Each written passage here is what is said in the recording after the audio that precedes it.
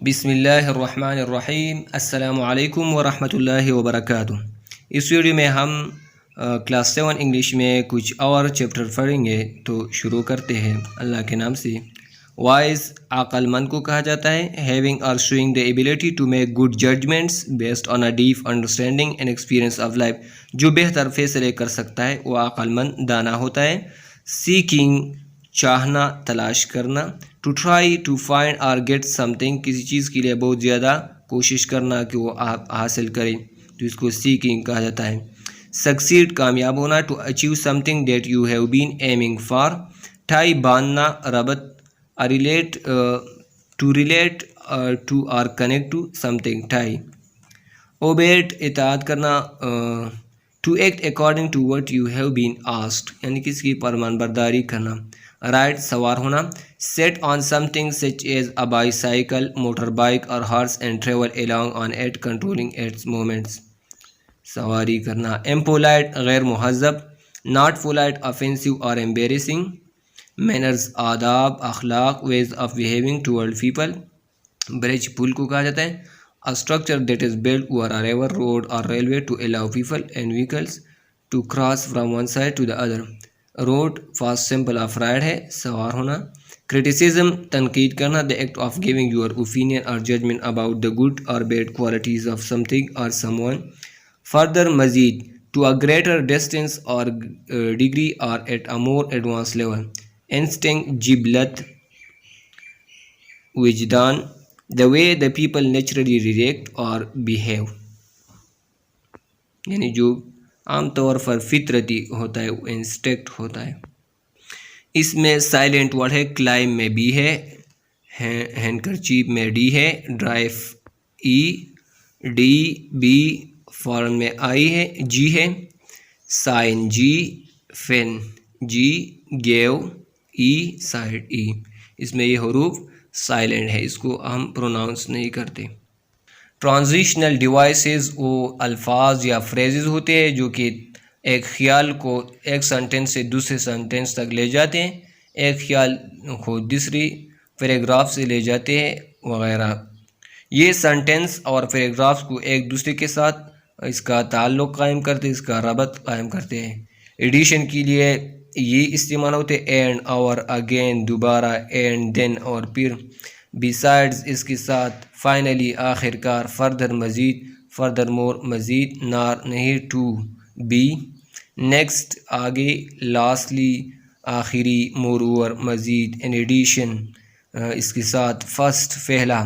Alternative यानी मुतबादिल के तौर पर, आइदर या ये, आर या नार नहीं, ऑन द अदर हैंड यानी दूसरी तरफ, ऑन द अदर हैंड दूसरी तरफ। हाउएवर ताहम, नेदर नहीं, अदरवाइज बहरहाल। कंपैरिजन और कंट्रास्ट के लिए ये इस्तेमाल होते हैं वेयर एज जबकि, बट लेकिन, येट अभी तक, ऑन द अदर हैंड दूसरी तरफ, हाउएवर ताहम, नेवरलेस, वेयर कहाँ पर, compare to against, but, although अगरचे। कन्वर्सली इसके बराकस, इन कंट्रास्ट इसके बराकस। इलस्ट्रेशन यानी वजाहत के लिए, फॉर एग्ज़ाम्पल, फॉर इंस्टेंट मिसाल के तौर पर, इन दिस केस इस सूरत में, इन अनदर केस दूसरी सूरत में, ऑन दिस ओकेजन इस मौका पर, इन दिस सिचुएशन इस सूरत हाल में। टू डिमॉन्स्ट्रेट वाज़ह करने के लिए, टू इलस्ट्रेट मज़ीद बयान देने के लिए। सीक्वेंस के लिए हम इस्तेमाल करते हैं फर्स्ट पहला, सेकंड दूसरा, थर्ड तीसरा, देन फिर, एट दिस टाइम इस वक्त, नाउ अभी, आफ्टर इसके बाद, आफ्टरवर्ड इसके बाद, फाइनली आखिरकार, प्रीवियसली बाद पिछला, बिफोर दिस इससे पहले, दस पास, देयरफॉर इस लिहाजा, हेंस चुन हेंस का माना है लिहाजा, नेक्स्ट अगला आगे, सून बहुत जल्द। कंक्लूजन के लिए हम इस्तेमाल करते हैं इन ब्रीफ यानी मुख्तसर, ऑन द होल यानी मुकम्मल तौर पर, समिंग अप यानी चीज़ को मुख्तसर करती हुई, टू कंक्लूड नतीजा निकालती हुई, एज आई हैव शोन जैसा कि हमने दिखाया, एज आई हैव सेड जैसा कि मैंने कहा था, हेंस पस, देयरफॉर लिहाजा, अकॉर्डिंगली इसके मुताबिक, दस पस, एज अ रिज़ल्ट इसके नतीजे में, कंसिक्वेंटली लिहाजा।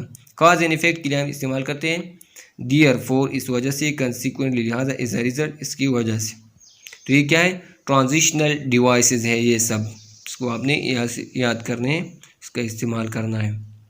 ये कुछ एडवर्ब्स दी गई है, इसको आपने पहचानना है। एडवर्ब्स ऑफ टाइम होता है जो हमें टाइम के बारे में बताता है। नाउ अभी, नेवर कभी नहीं, सून बहुत जल्द, टुडे आज, नेक्स्ट डे अगला दिन, ऑन वीकेंड्स छुट्टी के दिन पर, एट नाइट रात के वक्त, दिन फिर, नियरली नज़दीक, सून जल्द। तो ये क्या है? एडवर्ब्स ऑफ टाइम है। एडवर्ब्स ऑफ प्लेस हमें किस चीज़ के बारे में बताते हैं? हमें जगह के बारे में। हियर यहाँ पर, समवेयर किसी भी जगह पर, एट स्कूल स्कूल पर, एट द विलेज गाँव में, इन हॉस्पिटल हॉस्पिटल में, आफ्टर डियर वहाँ पर, एट होम घर पर, इन द सिटी शहर में। तो ये क्या है? Adverb of place. Adverb of frequency हमें ये बताता है कि एक काम कितनी दफ़ा हुआ है।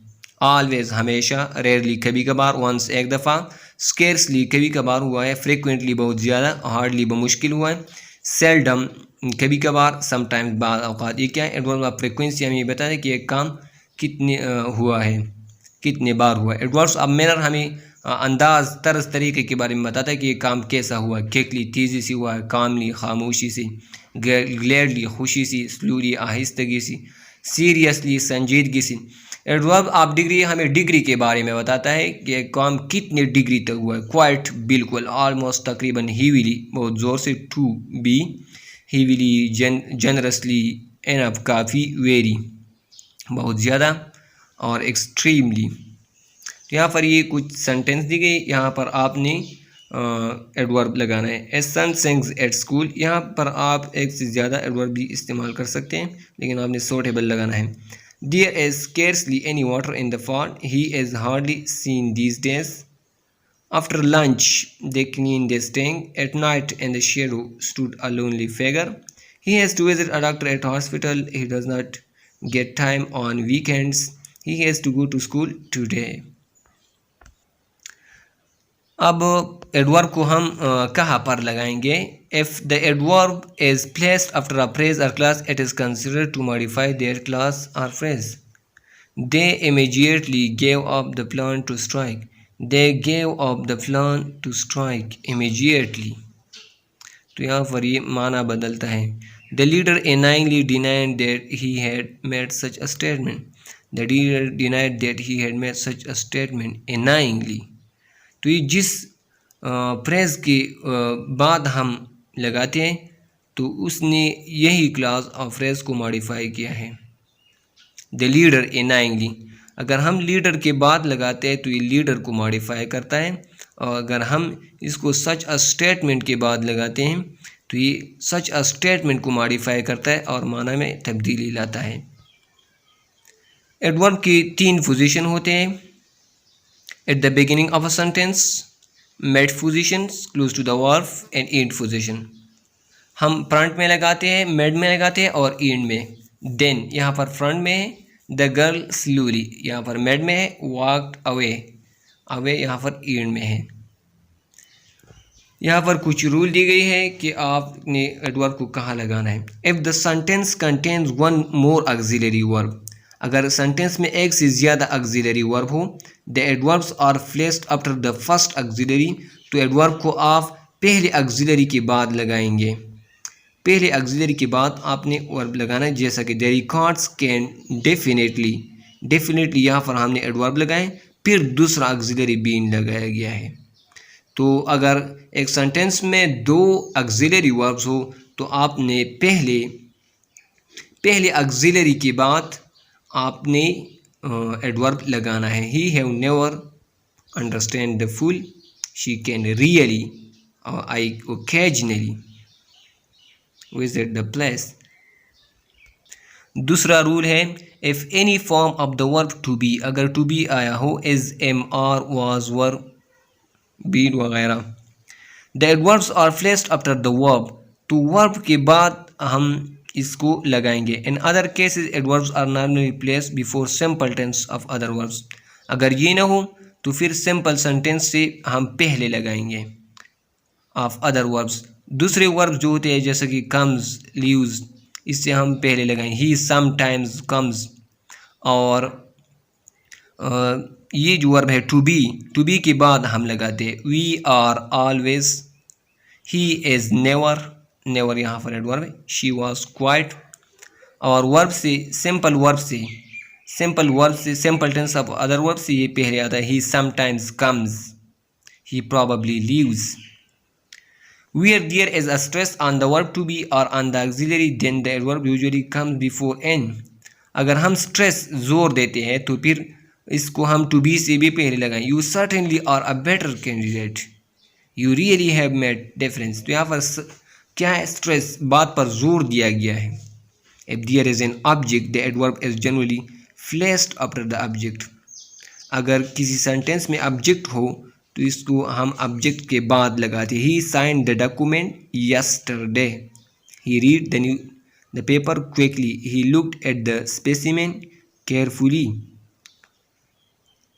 अगर if the object is very long, अगर ऑब्जेक्ट बहुत ज़्यादा तवील हो, यूजुअली फुट द एडवर्ब, तो फिर हम बिफोर द वर्ब लगाएंगे, जैसा कि he carefully looked at the entire. तो यहाँ पर जो वर्ब है वो, यहाँ पर जो ऑब्जेक्ट है the entire collection all the documents, ये क्या है, लॉन्ग है। लॉन्ग ऑब्जेक्ट के से हम पहले हम लगाएंगे, इसमें एडवर्ब पहले आता है। He carefully, he thoughtfully. When an adverb modifies an adjective or another adverb the adverb is normally placed before it. जब एक एडवर्ब एडजेक्टिव या दूसरे एडवर्ब को मॉडिफाई करता है तो फिर एडवर्ब इससे पहले आता है। Do not drive so fast, it is very dangerous. तो यहाँ पर सो आया है फास्ट से पहले। चैप्टर 8 है एलिवेट, की मानी है बुलंद करना। To make someone or something more important or to improve something. Monsters, बहुत बड़ा, शैतानी, वेरी क्रूल, ब्लीक, तारीक, बेसाया, empty. If a place is bleak, तारीक, इट इज़ एम्प्टी, ये खाली होता है, and not welcoming or attractive. Gauge, ये मिक्यास। To calculate one amount especially by using a measuring device. Spare, फाजिल, एक्स्ट्रा को कहा जाता है। It is available to use because it is extra. Chase, पीछा, ताक़ुब करना। To hurry after someone or something in order to catch him, her or it. Brooding, सोच विचार में, making you feel uncomfortable or worried as if something bad is going to happen. Testifies, गवाही देता है। To speak seriously about something especially in a law court or to give or provide proof. इसमें silent letters कौन से, K, नी। Lesson, T, T, K, T, के, W, W, W, W, B. World stress rule क्या है? There are two very simple rules about world stress. One word has only one stress. एक लफ्ज़ में सिर्फ एक स्ट्रेस होता है, और we can only stress vowels, और हम सिर्फ वावल को स्ट्रेस करेंगे, कॉन्सोनेंट्स को नहीं।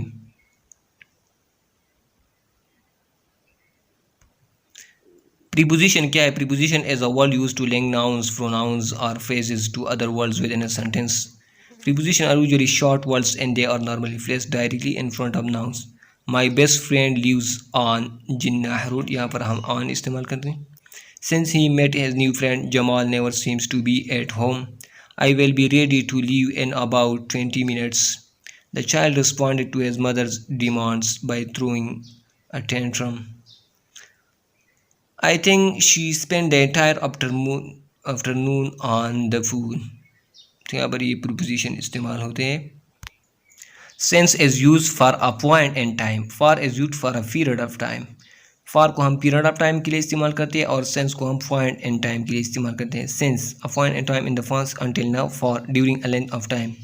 Sense means when, for means for how long. Sense का मतलब है कि काम कब हुआ था, एग्जैक्ट चीज़ शो करता है। फॉर ड्यूरेशन शो करता है, how long. Have been waiting since 7 o'clock, तो यहाँ पर 7 क्या है, स्पेसिफिक खास टाइम है।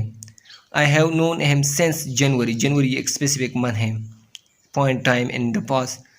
I have lived here for 10 years, for 10 years ये क्या है, पीरियड ऑफ टाइम है। पीरियड ऑफ टाइम के लिए हम फॉर इस्तेमाल करें, for a long time. I have been living in Mansehra for 1 year, have not seen you for a week, have been waiting since 12:30, have lived here for 5 years since she has been married for 10 years, they exercise for 2 hours daily, he has owned his dog since he his cat died।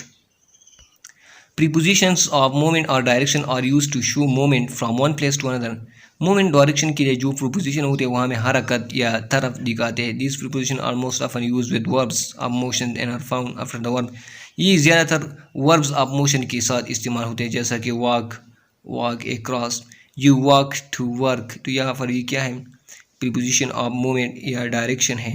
You must walk across, across क्या है, preposition of movement है या direction show करता है. Fill in the blank with the preposition of movement and direction. Choose preposition from the given. Let's go for a walk around the park. Around the park ये क्या है, preposition of direction है. He is walking along the path. I prefer to ride my bike down the hill. I go to school by bus. The boat will take you across the river. Compound preposition क्या होते हैं? Compound preposition are made of two or more words. ये दो या दो से ज़्यादा अल्फाज से बने होते हैं. They may be written as one word, और ये एक लफ्ज़ के तौर पर लिखा जाता है, और as two or more separate words. The bird in the tree outside my window is singing loudly. One word compound है यहाँ पर outside. The bird on top of the tree outside of my window is singing. Multi word compounds है. The tree, on top of. He hang the picture above the sofa.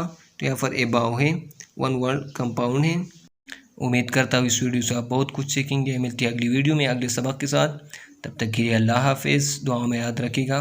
अस्सलामु अलैकुम वरहमतुल्लाहि वबरकातुहू.